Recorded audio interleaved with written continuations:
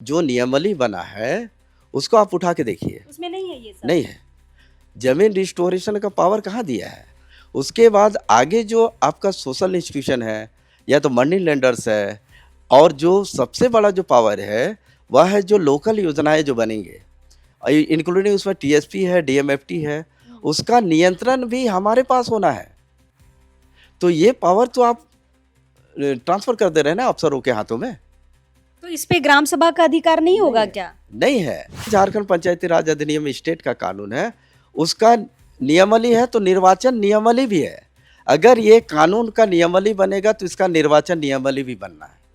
तो आप निर्वाचन नियमावली कहाँ है आपके पास? जितने भी लघु खनिज हैं, बालू है, चिप्स है, इस सब में ग्राम सभा का अधिकार होगा। जो देशी और विदेशी शराब हैं, जो अनुसूचित क्षेत्रों में होंगे, उसमें भी ग्राम सभा का अधिकार होगा।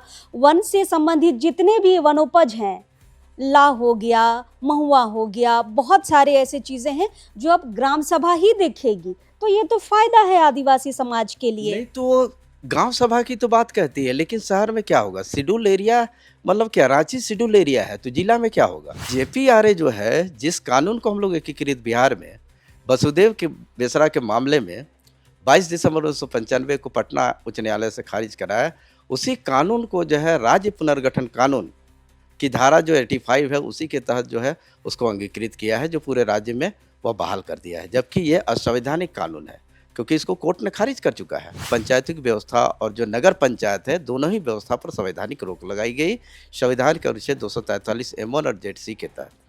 मतलब हम समझने वाली भाषा में कहे तो कल जो पेशा नियमावली को मंजूरी मिली है, ये जेपीआरए के अंतर्गत मिली है। बिल्कुल, बिना नियमावली का आप कैसे वित्त का पैसा खर्च कर रहे हो भाई? अगर कहा जाए तो जब से राज्य अस्तित्व में आया है, तो आप वित्त का पैसा कैसे खर्च कर रहे हैं? बिना नियमावली के 3 बार चुनाव आप कैसे करा दिए शेड्यूल एरिया में? शासक और शोषक, यानी जो जमीन लुटेरे हैं और शासक और शोषक सब मिल गए हैं एक साइड में। और ये गरीब आदिवासी जो कानून, संविधान, इंग्लिश नहीं जानता है, उसको बुड़बक बनाने का ये काम चल रहा है। घर और ऑफिस में है चोरी का डर? जायसवाल सीसीटीवी से लगवाए सीसीटीवी कैमरे। जायसवाल सीसीटीवी, कचहरी चौक, रांची। आदिवासी समाज की वर्षों पुरानी मांग पेशा नियमावली यानी कि जल जंगल जमीन और लघु खनिजों पर ग्राम सभा का पूर्णता अधिकार कल कैबिनेट से पास हो चुका है, यानी कि मंजूरी मिल चुकी है। हम आपको बता दें कि आज से कुछ दिन पहले ही हाईकोर्ट ने सख्त आदेश दिया था कि 5 दिनों के अंदर आप बताइए कि पेशा कानून कब लागू होगा, वरना हम कड़ा रुख अपनाएंगे। देखिए, आदिवासी संगठनों के दबाव और हाईकोर्ट के हस्तक्षेप के बाद कल कैबिनेट से इसे मंजूरी मिल गई है। अधिसूचना जारी होते ही पूरे झारखंड में या कानून के रूप पर यह लागू भी हो जाएगा। फिलहाल इसी विषय पर बातचीत करने के लिए हमारे साथ आदिवासी बुद्धिजीवी मंच के सदस्य प्रभाकर कुजूर जी हैं। यही आदिवासी बुद्धिजीवी मंच है जिसने कोर्ट में पीआईएल भी दायर किया था और उसी आदेश में कुछ दिन पहले मतलब 23 दिसंबर को अवमानना का यहाँ पर आदेश भी आया था, वो जो हमने 5 दिन का आपको बताया। फिलहाल इस फैसले को, इस मंजूरी को आदिवासी बुद्धिजीवी मंच कैसे ले रहा है, स्वागत कर रहा है, या फिर अभी भी कुछ यहाँ पर इनको नेगेटिव लग रहा है? चलिए पूरी बातचीत करते हैं। दादा, सबसे पहले तो जोहार। आपको भी, आपके जो चैनल के जो व्यूवर्स है या जो दर्शक है या श्रोतागण है, सभी को हमारा झारखंडी जोहार।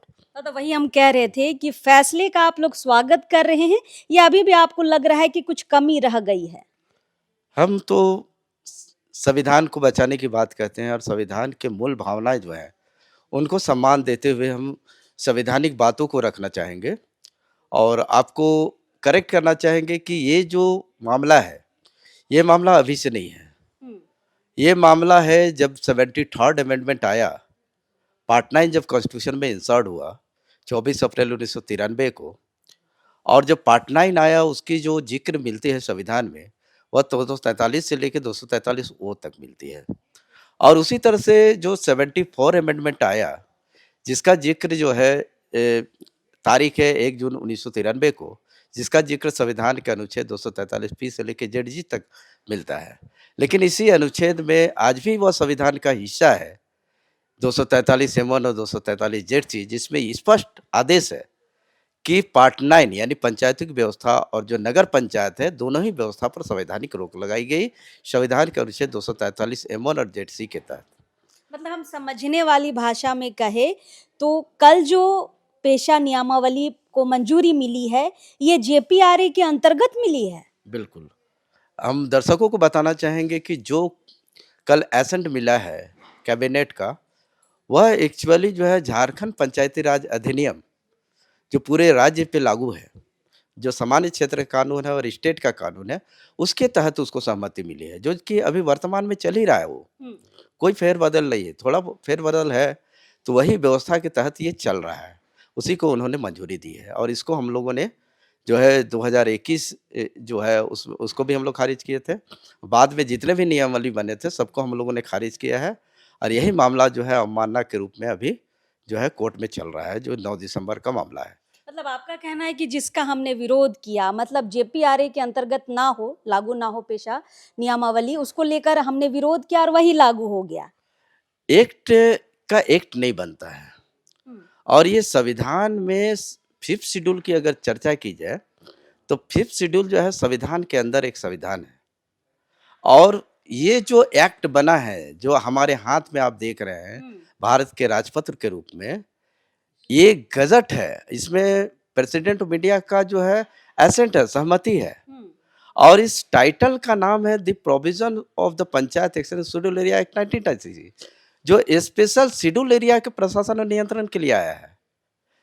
जबकि JPRA जो है, जिस कानून को हम लोग एकीकृत बिहार में वसुदेव के बेसरा के मामले में 22 दिसंबर 1995 को पटना उच्च न्यायालय से खारिज कराया, उसी कानून को जो है राज्य पुनर्गठन कानून की धारा जो 85 है, उसी के तहत जो है उसको अंगीकृत किया है, जो पूरे राज्य में वह बहाल कर दिया है। जबकि ये असंवैधानिक कानून है, क्योंकि इसको कोर्ट ने खारिज कर चुका है। तो आपको क्या लग रहा है कि अभी जो पेशा नियमावली बनी है, ये प्रॉपर तरीके से पेशा का जो भी ड्राफ्ट तैयार होगा उसके अनुसार ये काम नहीं करेगा? नहीं करेगा, क्योंकि यहाँ पे शक्तियाँ की बात है। यहाँ पर जो है किसी भी, जैसे सरकार के पास अगर राजस्व नहीं जाएगा तो वह क्या राज्य चला पाएगी? नहीं। वैसे गांव को चलाने के लिए जो डिसेंट्रलाइजेशन लाया गया, सत्ता का जो विकेंद्रीकरण किया गया, जिसका मूल उद्देश्य था कि जहाँ पर संसाधन है उस संसाधनों का उपयोग वहीं पे हो और यहाँ पर सिर्फ सांस्कृतिक रूढ़ी जनजाति जो टर्म कोइन किया गया है, इसकी बात नहीं है। यहाँ पर जो है पूरी तरह से जो आर्थिक जो संपदा है, जिससे विकास के पैमाना को नापा जाता है और जो विकास के रास्ते खोले जाते हैं जिस अर्थ का, उस अर्थ पर नियंत्रण जो है यहाँ पर है इस कानून में। और इस कानून में तीनों शक्तियाँ निहित हैं, चाहे वह विधायिका हो, चाहे कार्यपालिका हो या न्यायपालिका हो। हम वो इस कानून की धारा जो M है, 4M है, उसमें जो पहला जो है कहता है एक्साइज, जो लीकर जो बिकते हैं उसका लाइसेंस लीज जो है हमको यहाँ के जो रहने वाले जो आदिवासी मूलवासी हैं उनके हाथों में होना है। दूसरा है लीकर, मतलब शराब। शराब। तो शराब का जो खरीद बिक्री का जो भी प्रावधान है वो शेड्यूल एरिया में, तो वो ग्राम सभा को ना मिलेगा। ग्राम सभा, लेकिन ग्राम सभा को भी आपको जानना है, ग्राम सभा 3 तरह के हैं। एक ग्राम सभा है जो सामान्य क्षेत्र के लिए है, जिसका प्रोविजन जो है 243A में दिया गया है। वह कहता है कि जिस भी पंचायत में जिनका उम्र 18 साल हो गया है और जिनका इलेक्टोरल रोल में नाम जो है मेंशन है, उनकी बैठक अगर कोई योजना को पारित कराने के लिए होता ना, तो उसको ग्राम सभा कहते हैं। वह हमको नहीं चाहिए, वह हमारे इस क्षेत्र में अनुसूचित क्षेत्र में लागू नहीं होगा, क्योंकि 243M1 जो है उसको रोकता है। दूसरा एक आपका ग्राम सभा है, वह फॉरेस्ट राइट एक्ट है, तो 2006 का कानून है, वन अधिकार कानून, जिसमें कहता है कि जो 75 सालों से जो लोग रह रहे हैं वन क्षेत्र में, उनको पट्टा देने के लिए जो बैठक होता है उसको भी ग्राम सभा, तो वो भी ग्राम सभा हमारे यहाँ नहीं आएगा, क्योंकि वह अपवाद और रूपांतरण के तहत नहीं है और विशेष आर्टिकल के तहत नहीं आया है। लेकिन ये संसदीय अधिनियम जो है एक विशेष अनुच्छेद के तहत आया है, वह है 243M4B के तहत। लेकिन जहाँ तक हम पढ़ रहे थे, सुबह से ही हम कई अखबारों को हम पढ़ रहे थे, तो उसमें साफ साफ ये लिखा हुआ था कि जितने भी लघु खनिज हैं, बालू है, चिप्स है, इस सब में ग्राम सभा का अधिकार होगा। जो देशी और विदेशी शराब हैं जो अनुसूचित क्षेत्रों में होंगे, उसमें भी ग्राम सभा का अधिकार होगा। वन से संबंधित जितने भी वनोपज हैं, ला हो गया, महुआ हो गया, बहुत सारे ऐसे चीजें हैं जो अब ग्राम सभा ही देखेगी। तो ये तो फायदा है आदिवासी समाज के लिए। नहीं तो गांव सभा की तो बात कहती है, लेकिन शहर में क्या होगा? शेड्यूल एरिया मतलब क्या? रांची शेड्यूल एरिया है, तो जिला में क्या होगा? तो जो मतलब फंक्शन आपका कहना है कि जैसे ये रांची भी 5वीं अनुसूची के अंतर्गत आता है, तो यहाँ पेशा कैसे होगा, कैसे चलेगा? ये तो जो यहाँ की जो शराब दुकानें हैं, इसमें कौन अधिकार करेगा? यही आप कहना नहीं, चाह रहे हैं? मेरा ये कहना है कि जो संविधान ने जो कानून बना के दिया, जो संसद ने बना के दिया, उसमें शेड्यूल एरिया की बात कही है। शेड्यूल एरिया में शहर और गांव की का कॉन्सेप्ट नहीं नहीं है। है, हाँ।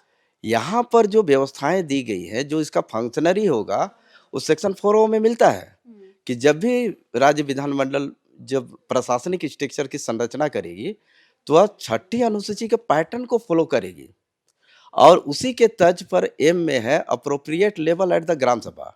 तो अप्रोप्रिएट लेवल में क्या होगा? वही ऑटोनोमस डिस्ट्रिक्ट काउंसिल की बात कही गई है। तो इसमें जो पावर है, जो शक्ति जो दी गई है, पहला तो आपको हमने कहा एक्साइज, दूसरा है आपका माइनर मिनरल्स प्रोड्यूस, तीसरा है किसी भी तरह का जो जमीन है आदिवासी का, अनुसूचित जनजाति का, वह गलत तरीके से अगर चला गया है, उसको रिस्टोर मतलब वापसी करने की शक्ति भी इस ग्राम सभा और ऑटोनोमस डिस्ट्रिक्ट काउंसिल को होगा। और चौथा जो है, जो भी हमारे यहाँ जो बाजार हाट लगते हैं, है ना, जो हाट बाजार जिसको कहते हैं, उसका ऑप्शन करने की भी शक्ति जो है इस कानून में है हमको। तो ये सब तो दिया ही हुआ है, तो नहीं दिया है दिक्कत ना, कहाँ पर है? आप जो नियमावली बना है उसको आप उठा के देखिए, उसमें नहीं है ये सब। नहीं है। जमीन रिस्टोरेशन का पावर कहाँ दिया है? उसके बाद आगे जो आपका सोशल इंस्टीट्यूशन है या तो मनी लेंडर्स है, और जो सबसे बड़ा जो पावर है वह है जो लोकल योजनाएं जो बनेंगे, इंक्लूडिंग उसमें टीएसपी है, डीएमएफटी है, उसका नियंत्रण भी हमारे पास होना है। तो ये पावर तो आप ट्रांसफर कर दे रहे हैं ना अफसरों के हाथों में। तो इस पे ग्राम सभा का अधिकार नहीं होगा नहीं है, क्या? नहीं है। अगर आप दोबारा इस जो साइन कॉपी है जिसको कैबिनेट ने कल पारित किया है, आप साइन कॉपी लेकर के आइए। हम एक एक चीज का लूपहोल आपको हम बता देंगे पॉइंट वाइज कि यहाँ पर कहाँ से उठा कर लेके आया अच्छा, गया। आपको नुकसान कहाँ पर दिख रहा है?